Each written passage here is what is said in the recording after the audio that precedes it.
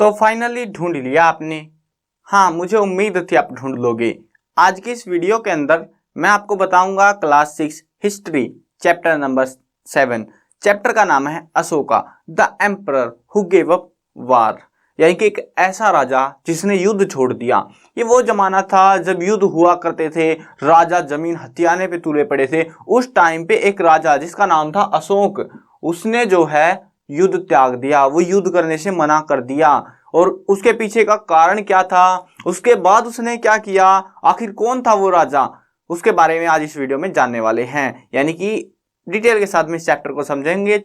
चलो शुरू करते हैं। मैं हूं अजय और आप देख रहे हैं CCL क्लास। यहाँ पे आपको जो है बता देता हूँ, डिस्क्रिप्शन में लिंक मिलेंगे, सारी की सारी वीडियोस और लिखा हुआ मिलेगा कंटेंट आपको, जिसके अंदर आपको notes, textual question, important question, MCQs, ये सारी चीजें मिल जाएंगी। ठीक है, जरूर से चेकआउट करना, डिस्क्रिप्शन में लिंक है।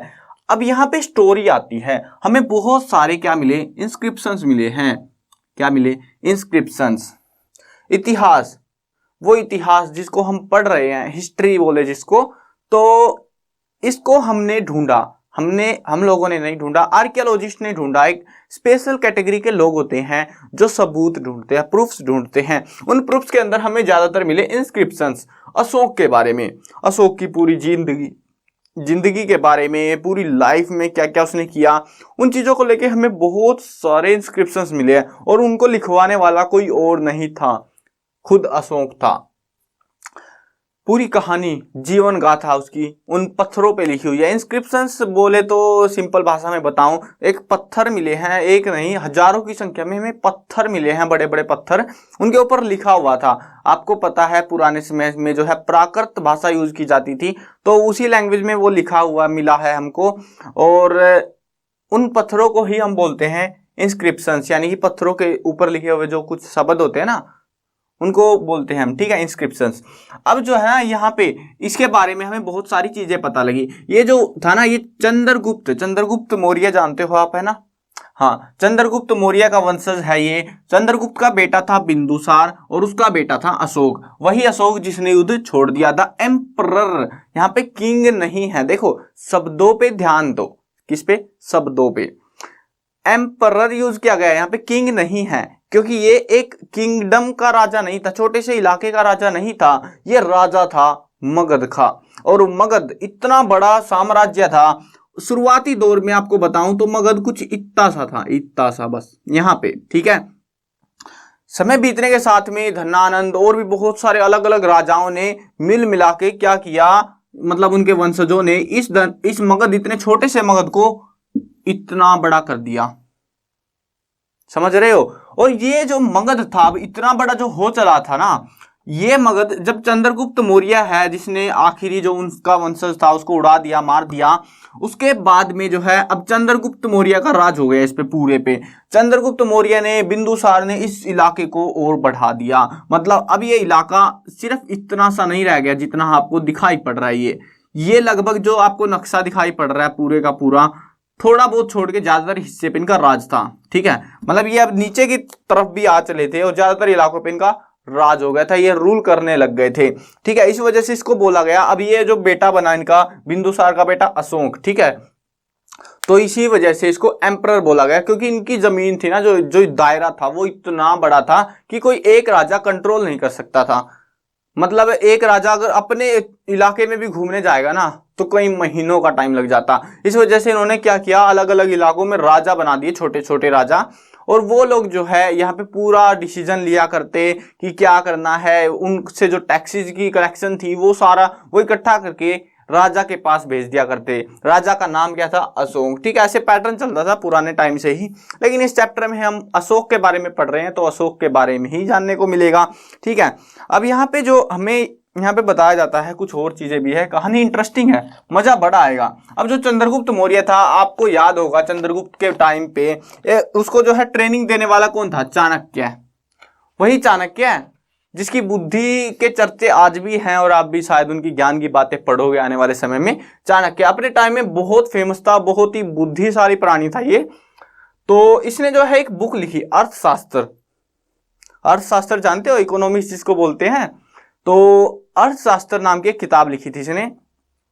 और उसके अंदर जो है ना, जो पॉलिटिक्स थी, राज करने की टेक्निक, कैसे किसी भी चीज को पलटा जा सकता है, बहुत सारी चीजें उसके बारे में हमें मिली। और जो कि ज्यादातर चीजें हम आज के टाइम पे भी इस्तेमाल कर रहे हैं। उसकी जो टेक्निक थी ना, जो कूटनीति थी, वो बहुत ही खतरनाक थी। किसकी? चाणक्य की, जिसके चलते चंद्रगुप्त ने बहुत बड़ा इलाका कब्जा लिया था। बिंदुसार को ज्यादा मेहनत करनी नहीं पड़ी और अशोका को भी ज्यादा मेहनत नहीं करनी पड़ी, और ये बैठे बैठाए एम्परर बन गए सिर्फ चंद्रगुप्त के चलते और चंद्रगुप्त चाणक्य के चलते। अब इनकी जो राजधानी थी, कैपिटल थी, वो थी पाटलिपुत्र। ठीक है, क्या थी? पाटलिपुत्र। पाटलिपुत्र यहाँ कहीं से पड़ता है, इस इलाके पे, ये वाले हिस्से पे थोड़ा सा। तो यहाँ पे पाटलिपुत्र है, और शुरू से जब धनानंद राज कर रहा था, उसके जो वंशज राज कर रहे थे, फिर चंद्रगुप्त मौर्य आया, वो सारे सबने जो है ज्यादातर जो राजधानी रही, बहुत लंबे समय तक पाटलिपुत्र ही राजधानी रही है इनकी। ठीक है, और इसका फायदा भी मिलता है। जब राजधानी होती है वहां पे हमें महल मिलते हैं, बहुत सारे जो है दीवारें, और बहुत अल्ट्रा हाई लेवल की सिक्योरिटी मिलती है हमको पाटलिपुत्र के अंदर, मतलब बहुत खतरनाक लेवल की। अब एक वार लड़ी गई। अशोक जो राजा था ना, इसने एक युद्ध लड़ा, कलिंग नाम का युद्ध। यहाँ पे कोई इलाका पड़ता है यहाँ पे, तो इस इलाके में इसने एक फाइट करी, बहुत तगड़ी फाइट हुई, बहुत खतरनाक है। और ये जो बंदा था ना अशोक ने, मतलब ज्यादातर इलाके पे, अब देखो एक इस साइड हो जाता हूं मैं, आपको अच्छे से समझ में आएगा। देखो एक राजा है, मतलब एम्परर है, कोई रूलर है जिसका नाम है अशोक, जिसका ये पूरा इलाका ही ऑलमोस्ट कब्जे में पड़ा है उसके। छोटा सा इलाका बचा हुआ है, इस पे उसने हमला कर दिया। और वैसी बात थी, जीतना कौन था? कौन जीतेगा बताओ तुम? इतनी बड़ी सेना लेके इस दूसरे पे हमला करेगा तो वो कहां जाएगा बेचारा, क्या करे? तो हार गए, युद्ध हार गए कलिंग का। अशोक जीत गया युद्ध को। और युद्ध जीतने के बाद जब अशोक ने देखा कि वहां पे लाखों की संख्या में ऐसे लाशें पड़ी हुई है, उसके बाद उसने देखा बहुत सारे जो लाखों की संख्या में परिवार बर्बाद हो गए, किसी का जो है फैमिली मेंबर्स मर गए, कोई बिछुड़ गए, पता नहीं क्या क्या हुआ, कोई बंदी बना लिए गए, बहुत मतलब बहुत बुरी दशा हो गई थी वहां पे युद्ध के अंदर हालात। क्योंकि देखो कलिंग वालों ने जो है ना बहुत तगड़ी फाइट दी इनको, लेकिन हारना तो था ही। अब इतना बड़ा एम्परर और छोटे से इलाके पे हमला करेगा तो जीतेगा थोड़ी ना। लेकिन अशोक को उनके ऊपर दया आ गई। उसके बाद उसने शपथ ले ली कि आज के बाद मैं युद्ध नहीं लड़ूंगा, नेवर फॉट अ वार, कभी भी युद्ध नहीं लड़ूंगा। कलिंग का युद्ध आखिरी युद्ध था उसका। उसके बाद उसने युद्ध से त्याग कर दिया, यानी कि उसने युद्ध कभी नहीं लड़ा। अब क्या हुआ कि युद्ध नहीं लड़ा तो फिर क्या किया उसने जिंदगी में? अब एक तो बात ये थी कि इतना बड़ा एम्परर उसके अंडर में था, अब ये भी छोड़ो भाई, ये भी इसी का आ गया, ठीक है, सब उसका हो गया। इतना बड़ा इलाके पे वो रूल कर रहा है। और उसके बाद मतलब ऐसा नहीं था पूरा इलाका इसी का था, बीच में छोटे छोटे से राजा बचे हुए थे अभी भी, लेकिन ज्यादातर इलाका इसी के अंडर में आ चुका था, इसीलिए मैंने पूरे पे लगा दिया ऐसे। तो अब जो ये राजा था अशोक, ये क्या कर रहा था? ऑब्वियस सी बात है, कुछ तो कर रहा होगा। इसने एक नई टेक्निक इजाद कर ली, धम जिसको बोला गया, धम महामता, ठीक है।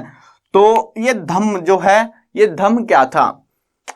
इसने आपने पिछले चैप्टर में पढ़ा था, दो धर्म चल रहे थे, दो रिलीजन चल रहे थे। एक था बुद्धिस्ट, बुद्धा धर्म, ठीक है, बुद्ध रिलीजन, बुद्धा, महात्मा बुद्ध की स्टोरी मिली। एक जैन महावीर है ना, जैन जो उसकी मिली थी स्टोरी, जैन धर्म भी एक निकल के आया था पुराने टाइम में।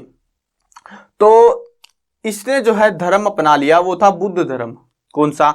बुद्ध धर्म। और ये जो जैन वाले थे ना, अब ये कुछ नहीं थे, क्योंकि देखो एक राजा जब धर्म अपनाता है तो अपनी जनता को भी बहुत सारी चीजें सिखाता है, और उस जो धर्म अपनाएगा उसका भी प्रचार बहुत तेजी से हो जाएगा, ठीक है। अब इसने कौन सा अपना लिया? बुद्ध धर्म अपना लिया, महात्मा बुद्ध, और जिसको इसने नाम दिया धम्म।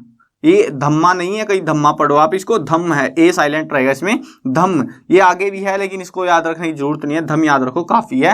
महामत्ता है वैसे ये, लेकिन धम याद रखोगे, धम ही आएगा बार बार। व्हाट इज धम, व्हाट इज द अशोक धम, ऐसे क्वेश्चन पूछे जाते हैं कि ये धम क्या था। ये जो है ना, इसने बुद्ध धर्म अपना लिया, ऋषि मतलब एक्सेप्ट कर लिया था, रिलीजन जो है बुद्धिस्ट बन गया ये। तो उस वजह से इसने जो है उस धर्म का नाम जो है धम रखा, और उसके के नाम पे उसका प्रचार किया गया, ठीक है। ये स्टोरी आपको आई होप मोटी मोटी सी समझ में आ गई होगी कि क्या सीन हुआ क्या नहीं हुआ। अब आगे और भी बहुत सारी चीजें हैं, ठीक है। मैंने ज्यादातर चीजें तो आपको इस चैप्टर की बता दी है, छोटी मोटी चीजें सी भी बतानी है अभी आपको। अब यहाँ पे जो है ना, यहाँ पे बताया जाता है कि ये जो अशोक था ना, इसके इसको जो एलिफेंट्स चाहिए होते हैं, इसको जो है टिम्बर, हनी, वैक्स, बहुत सारी चीजें चाहिए होती है। वो क्या करते, वो जो है ना गिफ्ट के रूप में लोगों से लिया करते थे। जैसे यहाँ पे जो ये वाला इलाका था ना, ये फॉरेस्ट वाला इलाका था ज्यादातर, तो यहाँ पे से है ना, इनको जो भी मतलब फॉरेस्ट के अंदर काम करते लोग, उनसे जो है, क्योंकि हर जगह टैक्स वसूली नहीं होती थी, यहाँ पे जो है ये एक्सपेक्ट क्या करते हैं कि वो लोग हमें एलिफेंट गिफ्ट करेंगे राजा को। अब राजा देखो, ये जो रूलर था अशोक था, तो ये अपनी जो कैपिटल थी पाटलिपुत्र, उसी के आसपास के इलाके पे नियंत्रण रखता, बाकी पे दूसरे राजा छोड़ रखे थे कि तुम नियंत्रण रखो, वहां से जो मिले वो मेरे पास भेज दो, ऐसे करता था। ठीक है, ये पाटलिपुत्र बहुत अच्छा इलाका यहाँ पे बताया जाता है। कलिंग युद्ध ओडिशा के अंदर हुआ था, जो कि यहाँ पे था, मैंने बता भी दिया था आपको पूरा, बहुत खतरनाक ही मतलब फाइट हुई थी इसमें। उसके बाद में इसने जो है अपॉइंटेड ऑफिशियल धम्मा महामंता, ये जो है इसने ऑफिशियल्स उसके लिए अपना जो धर्म है ना, उसके प्रचार के लिए ऑफिशियल्स बनाए थे, जिनको धम्म महामंता बोला गया। जो धर्म मतलब जो रिलीजन उसने अपनाया उसका नाम धम्म था। ठीक है, उसी के नाम पे इन्होंने आगे उसके जो ऑफिशियल्स थे, यानी जो प्रचार करेंगे उसका, उनका नाम भी रख दिया था।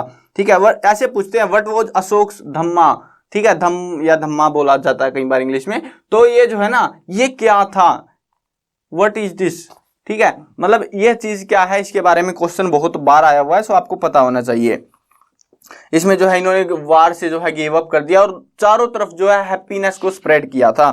उसी को लेके जो है ना, इसी ज्ञान को लेके, जो धम्म था, इसी के ज्ञान को लेके इन्होंने बहुत सारे मतलब लगभग 60-70 हजार इंस्क्रिप्शन हमको मिले हैं, यानी कि पत्थरों के ऊपर जो है इनका प्रचार मिला है। और उस टाइम पे एक राजा, देखो मैं एक नॉर्मल बंदा हूं, मैं प्रचार करने जाऊंगा, मुझे कुछ चीज दुनिया भर में फैलानी है, तो मैं कब तक करता रहूंगा, क्योंकि मेरे पास थोड़े से पैसे हैं और गुजारा ही हो पाएगा। लेकिन यहाँ पे जो ये राजा था, और राजा के पास टैक्सीज आते, बहुत सारी चीजें थी रेवेन्यू के सोर्स में, और उसके चलते इसने बहुत तेजी से, और तो और इसने भारत, तो भारत, ये भारत जो था, इसको छोड़ के दूसरे देशों में भी अपने लोग भेज दिए कि भाई जाओ सारी दुनिया में फैला के आओ इस धर्म को। तो ये कर दिया था इसने, मतलब कि कुल मिला के ये जो धर्म था, ये धम्म था जो है इसका, इसने बहुत ज्यादा फेमस कर दिया दुनिया भर के अंदर। और ये थी पूरी स्टोरी, इसके अंदर ज्यादा कुछ था नहीं, बस ये एक स्टोरी आती है। ये तो थी अशोक धम्म की। दुनिया के एक किनारे पे दूसरी साइड में, लगभग जब ये अशोक काम कर रहा था उसी टाइम से की बात आसपास की, तो उस टाइम पे क्या हुआ था, उस टाइम पे एक दीवार बनाई गई, ग्रेट वॉल ऑफ चाइना, जिसको आपने सुना होगा। ये बहुत लंबी दीवार है। यहाँ पे बताया जाता है कि ये लगभग जो है 6400 किलोमीटर लंबी दीवार है, जो कि बहुत बहुत ज्यादा लंबी दीवार है, मतलब बोल सकते हो जिसको शब्दों में बताना बेवकूफी होगी। ठीक है, ये इतने किलोमीटर लंबी है और इतनी चौड़ी है कि इसके ऊपर से जो है कोई भी व्हीकल वगैरह आराम से आ जा सकता है। मतलब समझ रहे हो ना, दीवार नहीं है वो, पूरा रोड बना दिया पूरा ऊंचे वाला। ये सिर्फ इसलिए बनाया था क्योंकि जो फॉरेन मतलब इलाके थे, जो राजा था ना, जिसने, एक राजा का काम नहीं है, इसको बनाने में कई हजारों साल लग गए थे। और जो भी राजा आता, क्यों क्या होता कि जो हर्डर्स थे ना, जो लोग जानवर पालते, वो इधर वाले इलाके में आ जाते इनके वाले में, तो इन्होंने क्या किया, दीवार ही खिंचवा दी कि आ जाओ अब घुस के दिखाओ तुम।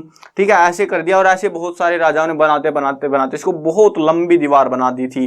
ठीक है, तो ये भी किया था यहाँ के चाइना के राजा ने, जो कि छोटी सी कहानी यहाँ पे आपकी दे रखी है। उम्मीद है चैप्टर समझ में आ गया होगा। और हाँ, क्वेश्चन अगर बोलूं तो मैं आपको धम्म वाला जरूर से याद रखना, व्हाट इज अशोक धम्म।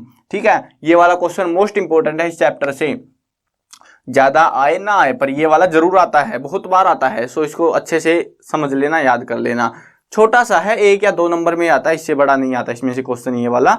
चलो अब वीडियो खत्म करते हैं। चैप्टर समझ में आ भी गया होगा आपको। अगर कहीं कोई डाउट बचा है तो कमेंट्स में बता देना, वैसे बचा नहीं होगा। हाँ, खत्म करते हैं वीडियो को। मैं कवर करने वाला हूँ क्लास 6, 7, 8, 9, 10, 11 और 12th क्लास की सभी सब्जेक्ट की वीडियोस, हिंदी मीडियम और इंग्लिश मीडियम दोनों में कराएंगे। तो सब्सक्राइब कर लो, साथ में घंटी दबाओ, ताकि आप अपना अपडेट बिल्कुल टाइम से पाओ।